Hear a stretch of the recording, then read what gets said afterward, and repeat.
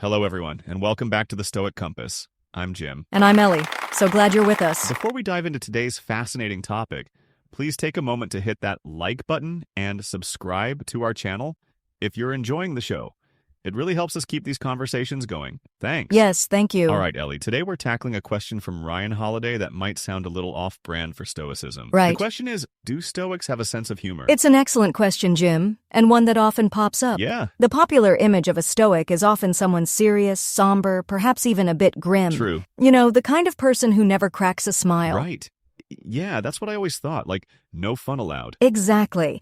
And honestly, it's a common misconception, one that even renowned figures like Ralph Waldo Emerson seem to hold. Makes sense. He once wrote about someone who made me laugh more than I wanted to. At the time, I was really into studying ethics and philosophy, and I'd gotten hooked on the benefits of being alone and thinking seriously about life. I felt like there was something wrong with spending hours just chatting and laughing with her. I see. He perfectly captures that misunderstanding, confusing the seriousness of studying philosophy with a need to be serious in life. That's right. So the subject can be serious, but you don't have to be. Well, I'll be darned. So Emerson got it wrong? Indeed, but let us consider that's just not the case. Right. The Stoic pursuit of happiness and perfection doesn't preclude a sense of humor. That's right. On the contrary, you could argue that a deep-seated ability to laugh at the absurdity of the world is actually an integral part of it. Oh, interesting. And nothing makes this clearer than the fact that one of the most influential and famous Stoics, Chrysippus, died laughing. Seriously. Wait, he died laughing? You're not pulling my leg, are you? Not at all. Oh, wow. He reportedly died from pure belly laughter at the sight of a donkey. You're kidding. Eating figs out of a bowl in his garden. If that's not a testament to Stoic humor, I don't know what is. That's just great. I'm already seeing Stoicism in a whole new light. Cool. So they weren't all just, like, staring at rocks? Hardly. The Stoics understood that in a world often marked by pain, suffering, and overwhelming emotions, a humorous view was essential. Okay. As Seneca wisely observed, everything in life gives us a reason to either laugh or cry. I see. And if that's the case, he concluded, it makes more sense for us to laugh at life than to feel sorry for ourselves. Absolutely, that makes sense. Why be miserable if you have a choice? Exactly. When faced with the choice between the sullen, weeping Heraclitus and the cheerful, laughing philosopher Democritus, the Stoics squarely sided with Democritus. Right. Seneca put it beautifully. We should train our minds so that all the bad behaviors we see in people don't make us angry, but just seem ridiculous to us. I see. He goes on, someone who laughs at humanity actually helps it more than someone who feels sorry for it. Laughter suggests there's still hope for improvement, while crying just means you've given up on making things better. Absolutely, good point. Laughter gives you hope. Totally. You'll find their writing sprinkled with a wonderfully dry wit. Yeah. Take Epictetus, for example, casually addressing his own mortality. I'm going to die at some point. If it happens to be today, well then today it is. True. If it's later, then right now I'm going to eat my lunch because it's lunchtime, and I'll deal with the dying part when it comes up. Fair enough. Ha! That's a perfect blend of profound acceptance. Oh, absolutely. And relatable, almost comedic nonchalance. Yeah, I see it. I love that. Right? Even Marcus Aurelius, whose meditations can sometimes feel a bit heavy, often used humor for insight.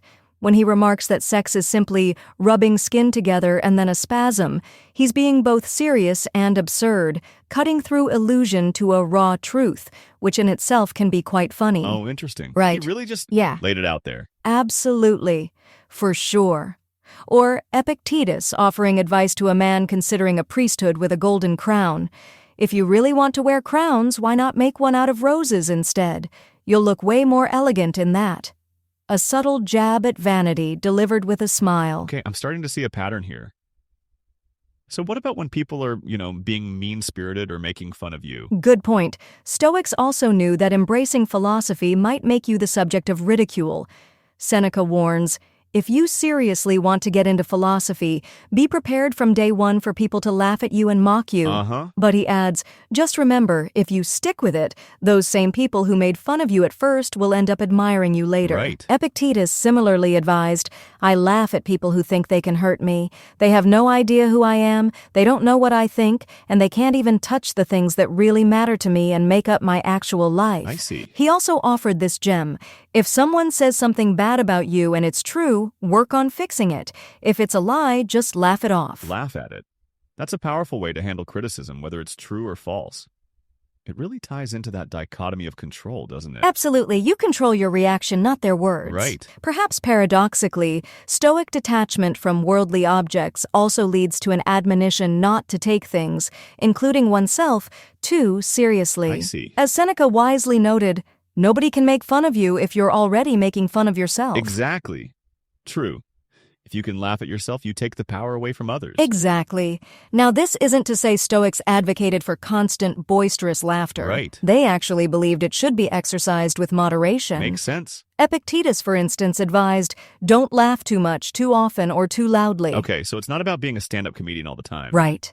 And definitely don't seek the laughter of others as a sign of vanity. True. However, if you must err, Seneca suggests erring on the side of merriment. I see. Someone who doesn't hold back their laughter shows a bigger spirit than someone who won't let themselves cry. I understand. Better to be cheerful than glum. For sure.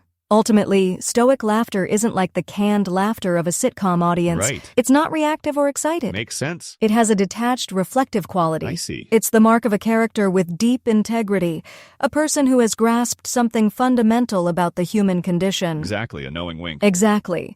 Their laughter might not burst out into the open, but you might meet their eyes and see it there, steady and constant. I see. It's like a knowing wink, as if you've been admitted into a secret brotherhood. Yeah, I get it. That, my friends, is the profound and often overlooked Stoic sense of humor. That's incredible, Ellie.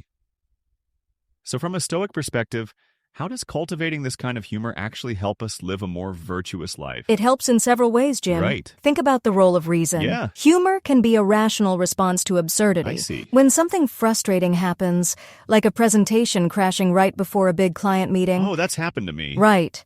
Instead of spiraling into anger, a Stoic might find the humor in the situation, the sheer ridiculousness of it. That brief moment of amusement creates space for rational thought, preventing emotional overwhelm. So it's like a mental reset button. Precisely. It connects to the dichotomy of control. Right. You can't control the technical glitch, but you can control your reaction. I see. Laughter helps you accept what is beyond your control. Exactly. Good point. It also sounds like it helps with the premeditation of adversity. Right. If you can mentally prepare for things to go wrong and even find a little humor in it beforehand, Makes sense. it probably makes it easier when they actually do. Absolutely. That's a keen observation. Right. By anticipating potential setbacks and even imagining a humorous response, you reduce their sting. Yeah, I see. Makes sense. It's a form of mental resilience, allowing you to maintain inner peace even in chaotic circumstances. Absolutely. That's true. So how can we apply this today? Like in our modern lives? Well, think about social media negativity. Right. Instead of getting upset by an anonymous comment, a Stoic might employ that detached humor. Makes sense. If someone says something bad about you and it's true, work on fixing it.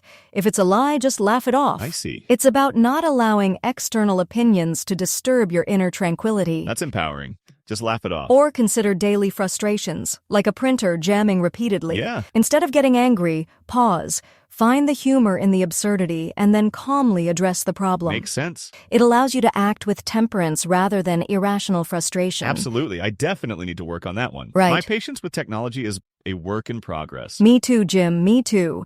But the practice of finding that lighthearted perspective, that subtle amusement, is a powerful tool for aligning your responses with virtue. It sounds like this Stoic humor isn't about being funny for others, but about a deep internal sense of perspective for yourself. Exactly. It's about making peace with the human condition and all its quirks. Right. It's a sign of wisdom, a way to navigate life's challenges with grace. Absolutely.